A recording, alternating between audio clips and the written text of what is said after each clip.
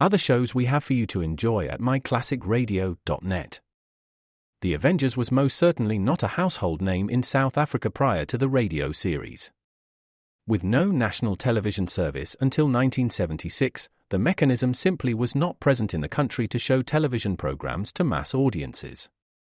While many other countries reveled in the filmed adventures of John Steed and company, South Africa was not equipped to join in the fun.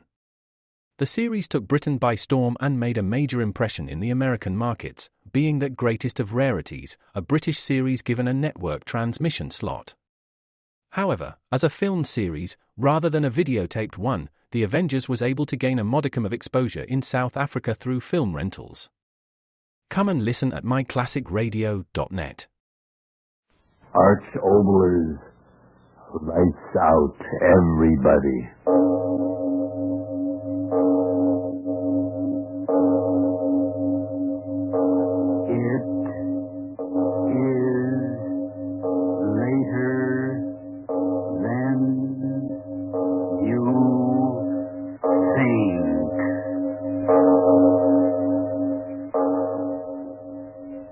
Arch Oboler, bringing you another in our series of stories of the unusual. And once again we caution you, these lights-out stories are definitely not for the timid soul. So we tell you calmly and very sincerely, if you frighten easily, turn off your radio now. November of 1939. Astronomically, that isn't even a blink in the eye of the universe, but it's a very long time measured in the length of our own very ephemeral lives. On that day, I aired our next story. Remember that date, 1939. A lot of heartbeats before we went to war against the madness of Adolf Hitler and his friend Benito. Listen to Bathysphere.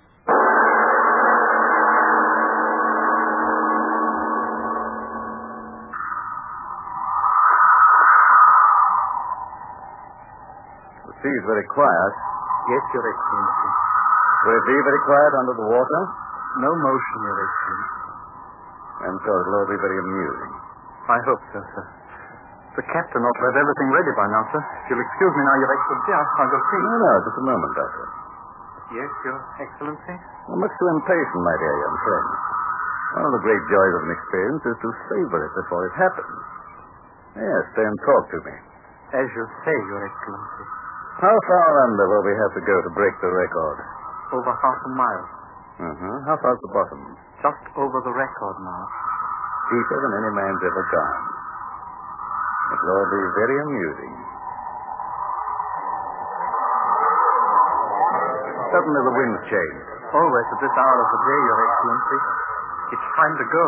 I assure you that the sea will wait for us. But I am the sort that... Don't think so much, my young friend. Thinking is an unnecessary pastime. The emotions are much more dependable. My thoughts tell me that this little excursion under the sea will be quite precarious. On the other hand, my emotions tell me that it will be most interesting and amusing. Your Excellency, we are ready. Oh, Captain, you too are impatient, huh? I don't know what you mean, and that is to say... No, don't splutter. Now, come ahead, my young and impatient friend. We'll go aboard your diving bell and begin our little adventure. Come.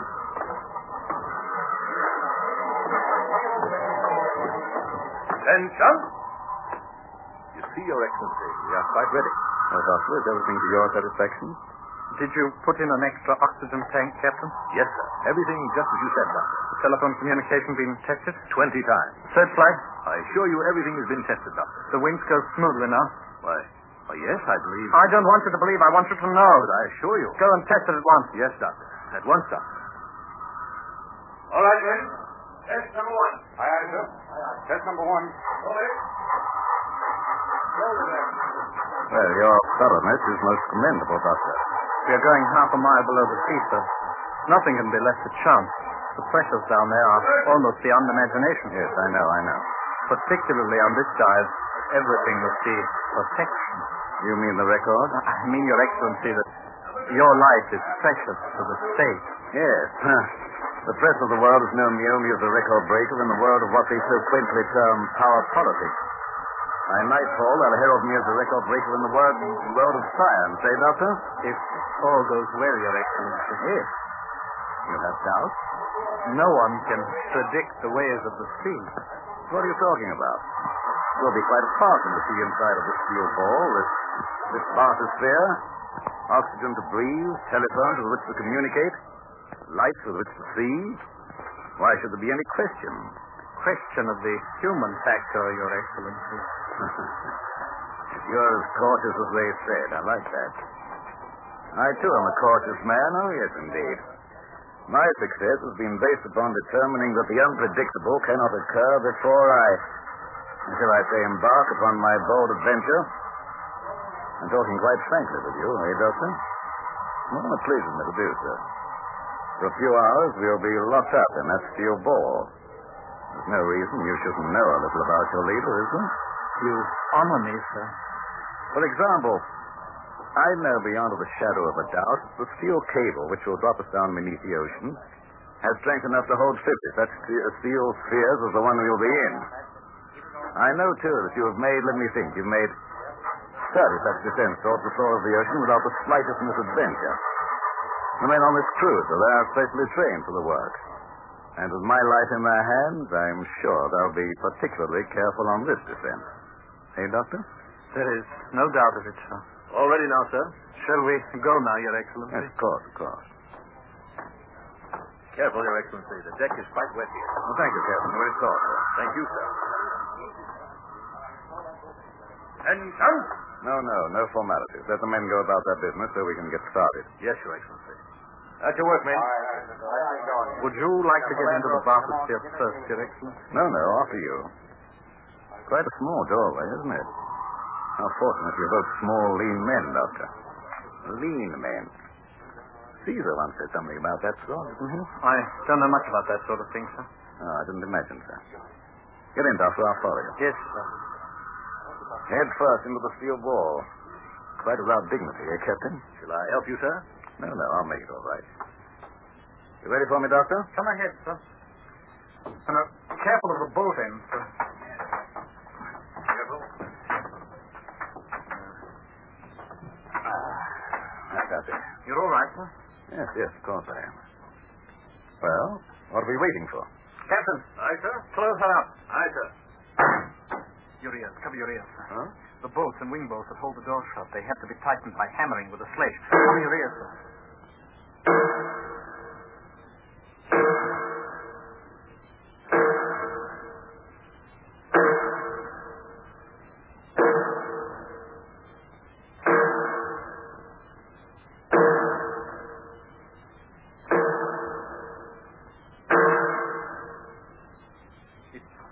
Now, so they've done. But what an infernal din. Open ready out of the way. Hammering is the only definite guarantee of a watertight seal, sir. My ears. All well in there, sir? What's that? A voice with a telephone, sir. They'll communicate with us from the deck every 3 minutes. If one of us doesn't answer within half a minute, the orders are to pull us up. An excellent safety precaution. Yes, indeed. All well in there, Doctor? All well. We're moving. Yes. Lifting us out to the end of the boom, and then down we go. Look, sir, you can see the deck down there through the windows. Glass so clear. Clearest in the world. Quartz glass to stand the pressure. Letting us down in the water, aren't they? Yes, sir, in a moment.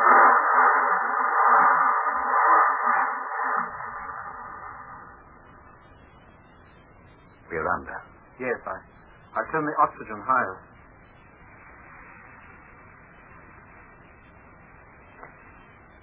The light. So green. Yes. Soon it will be blue. Then a darker blue until at around 2,000 feet we'll be in a darkness that goes beyond dark. Complete, eternal night. Eternal night under the water. How amusing.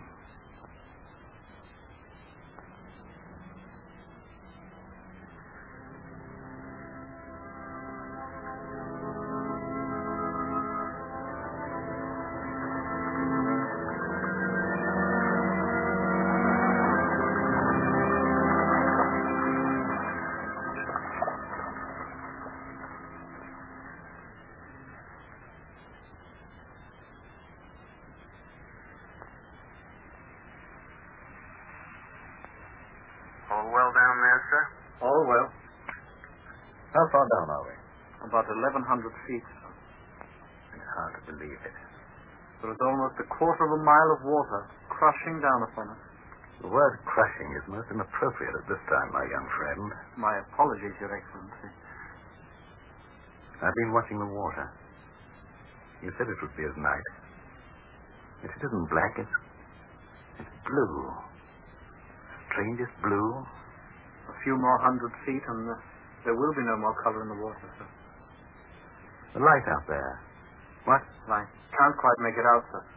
Perhaps some sort of a luminous plankton. It's amusing. The fishes carrying along their own electric plants. The dark's alive with them, sir. Oh, look, sir. What? That small flat fish. You see? Even his teeth gleam with the luminous mucus. I've caught that sort in the trawls. They can eat organisms as large as they are. Wait, I'll turn on the searchlight and you'll see. No, never mind. I didn't come under the sea out of any interest in those bits of fish. As you say, sir. They'll light up like a train in the dark. Or would the portholes of a boat be a more appropriate figure of speech? Well, seen one, seen them all. All well down there, sir? All well. How far down now? Ask him. How far? 1,350 feet. Right. You make good time, huh? Yes, sir. They lowered us very quickly, sir. A 6-foot ball containing a very earnest young man and the leader of the state. Headed for... What should we say, Doctor? A new record, sir. Is that as far as your imagination carries you? At the moment, I cannot say, Your Excellency. Perhaps when we reach the end of the cable, we'll discuss life and death very profoundly, eh, my friend? Philosophy under the sea.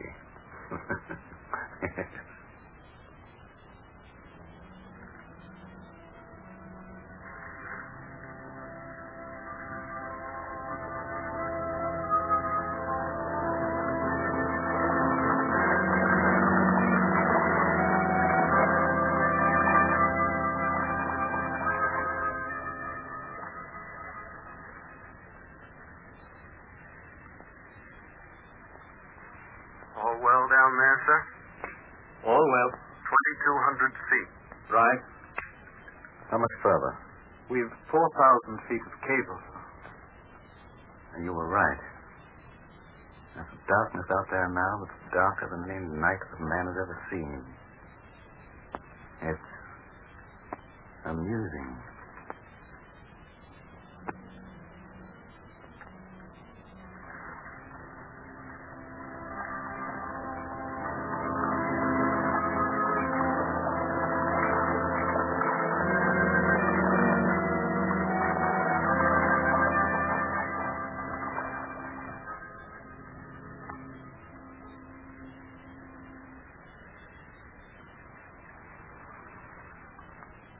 All well down there, sir?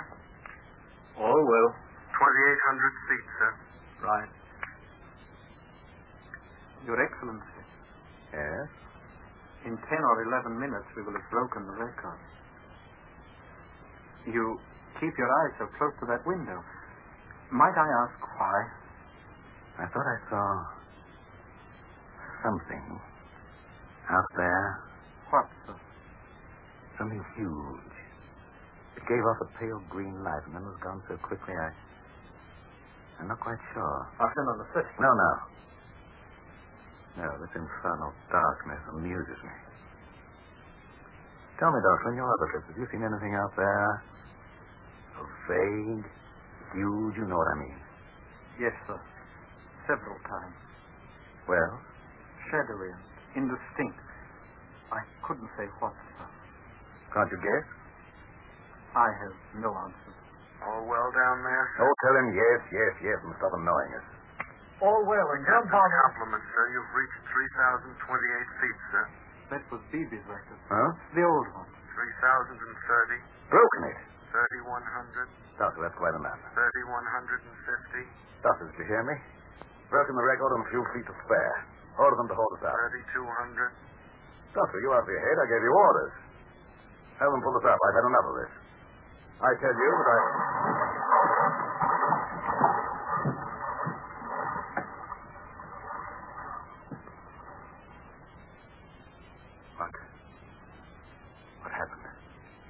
happened.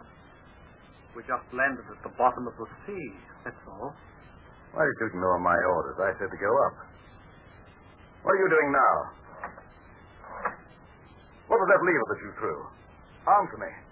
Yes, I'll answer. Haven't you forgotten something, Doctor? What? To say, sir, Your Excellency.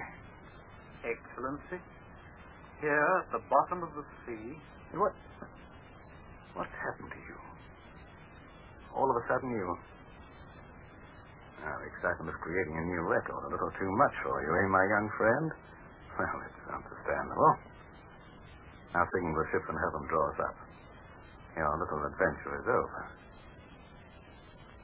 Didn't you hear me? I said signal the ship.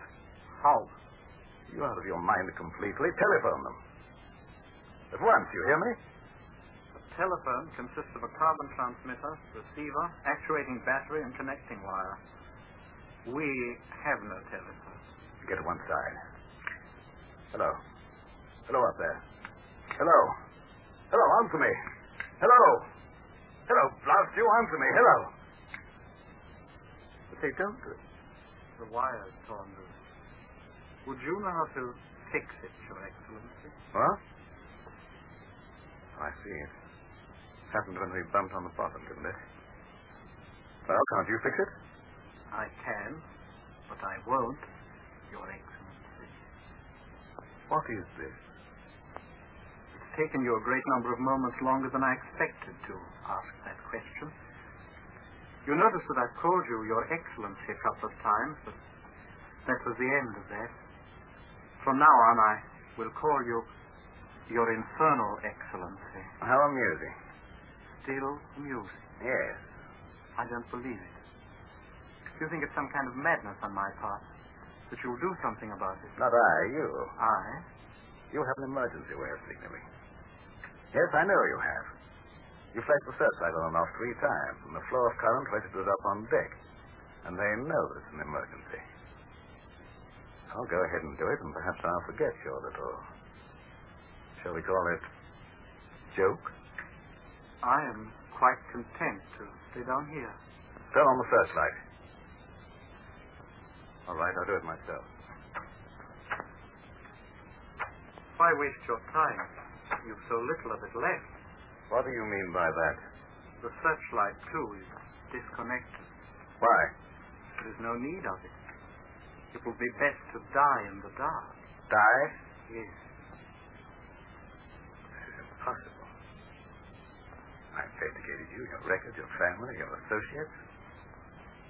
Clearest record in the state. You have no reason or the will to kill me. Kill me? Very funny.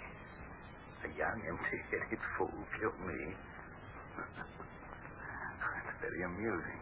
You'll be afraid soon. Is it possible that you've forgotten the final emergency signal, you fool? Yes, I said signal. The signal was silence.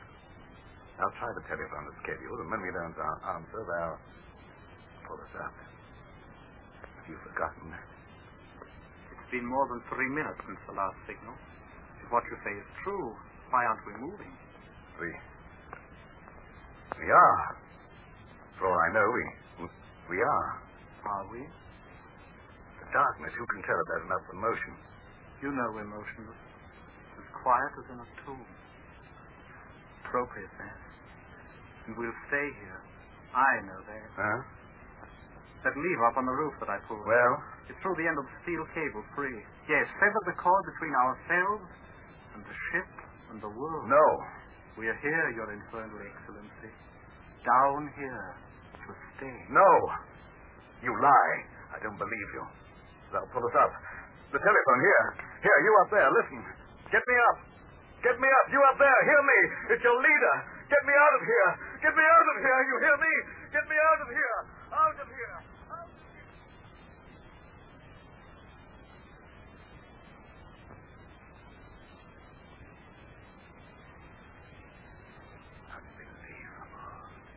Oxygen left for another hour, and it takes you 10 precious minutes of your precious life to believe.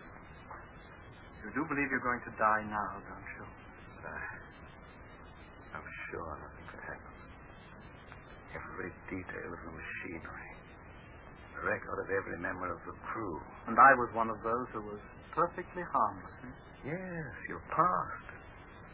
Since a boy trained in the schools of the state. Your father an official. Why do you do this to me? Why? Your ego is so great that even now, knowing you're going to die here with me, you're less concerned with death than you are with knowing wherein you failed.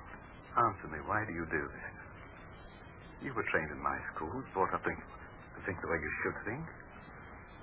Who up there made you do this thing and why? It will be a slow death. As slow as the death of my country. Answer me, who and why? Your mouth will bite for air, and there won't be enough to let you live, and yet there'll be enough so that you won't quite die. You'll tell me you will. Your lungs will reach up through your mouth. A breath of air, just another. There won't be another. And as you die, you'll know it. I want to know one thing. Why do you do this? Why? Yes, I'll give you your whys. You trained me in your school. And from morning to night, what went into my head was only what you decreed was right and proper for a good citizen of your eternal state to know. Yes, you crammed my head full. But there's one place you and your books and your speeches couldn't reach. My heart. Your heart? Yes, heart. You heard me, heart. My head said believe. My heart said no. My head said obey. My heart said no. That's where you made your mistake, you devil. You didn't start in young enough with me. For the heart that was born inside of me has brought you here to die. I don't understand. Wait, I'll turn a little more oxygen on. That'll give me a little more strength to keep on telling you your whys and cut the breath left for you after I'm finished. What was I saying? Yes, that you didn't condition me quite well enough. Should have started with the embryo, for somewhere along the line a little humanity got inside of me that cried out against what you were doing. It grew and grew until it said you had to die. And you will die. Yes, here in the black under the sea. And they won't roll drums for you, march for you. Ended here. What have you to say to that? You Fool? Is that all you answer? Yes, fool. You think I'm a fool to die here with you? You call me a fool when I know that ending here I give a new beginning to those up there. Yes, such a fool. Oh, stop saying that. They won't say it back in the cities when they know that they're free. You fool. You think the freeing them of me will make them free? Yes, of course it will. I call you fool again. How do you think I became the head of the state? Through my great wisdom? I'm really not so wise. Through my great courage? No man has courage of that sort to stand up single-handed against the bullets and the bayonets of the entrenched powers. And how? How did I do it? With lies and ruthlessness and cruelty, I know. You don't know a thing. You saw the end result surrounded by pomp and circumstance, and you couldn't see the means. All right, I know I'm going to die. When a man is expected to die as long as I have, the actuality isn't quite as frightening as you might think. Since I am going to die, I'll have the one small satisfaction of showing you that you're an empty-headed fool. Stop saying that. Ah, you too have an ego.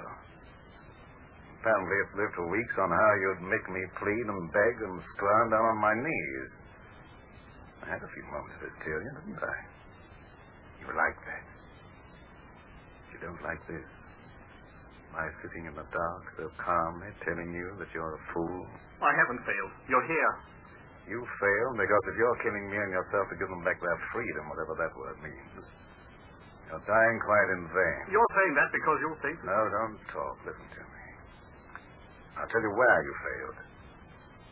I came into power not alone through my own strength, but because the conditions of our country were such that other men sitting on their wealth came to the decision that I alone could keep them there. But it was you... I tell you, listen.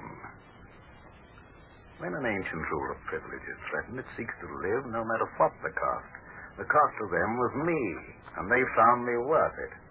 For I threw to the mass none of the wealth they'd worked to build, but only fighting phrases of prejudice and hate to cost the men who made me nothing but the rent of the halls for the simple to hear my opiates. And so I call you fool. Fool to die and fool to kill me. Well, the conditions that made me will still exist when I'm dead. You free them of me. But what of hunger? What of ruthless exploitation? These will still be free up there to put hate and desperation into men. And so the ones who gave me power will find a new leader to stop the rumblings of rebellion with all the tricks that I taught them. A new leader. You hear me, fool? A new leader. No, it isn't true. It can't be true. It's so dark. If I could see your face, to see the fool discovering he's a fool. They will be free. They will. What magic do you think will come into the air when I'm dead? Will men forget that greed and say, oh, we've quite enough. That's enough for everyone. Let each share according to his needs. No, fool. With me or without me, the game will be played just as it always has been played. So you're a fool and die like one. Well, what could I have done? I had to do something. I'll tell you what you could have done. You could have done the one thing that would have in time helped destroy not only me, but those who made me. You could have gone to the people. What? Yes, walked among them, worked among them. And at every chance whispered to them the things I kept from them. The noose would have been around your neck every time you opened up your mouth. And yet, in that talking of liberty and freedom and common decency and all the rest of that sort of thing, there's been far more meaning in this futile murdering of me. I've had them hunted down and shot, each of those who dared to whisper among the people. But as they died, I didn't call them fools, because I knew that they were wise. That only through the will to live and do of the great bludgeoning mass of their people was their hope of making that new world they wanted. Oh, why have I bothered talking? Yes, Faker. I'm tired. Hand me something heavy, fool. Why? Why? More explanations? All right, the last one. You think I'm going to sit here and wait and count my every breath until the dark's crawling with horrors and I'm No. I'll end it now, quickly. Yes, faster than a bullet shot. Give me something heavy, I tell you. I'll smash the glass. The water, tons of it, smashing in. I'll be dead, faster than the sword, and that'll end it. Give me something to smash the glass or I'll... All well down there, sir?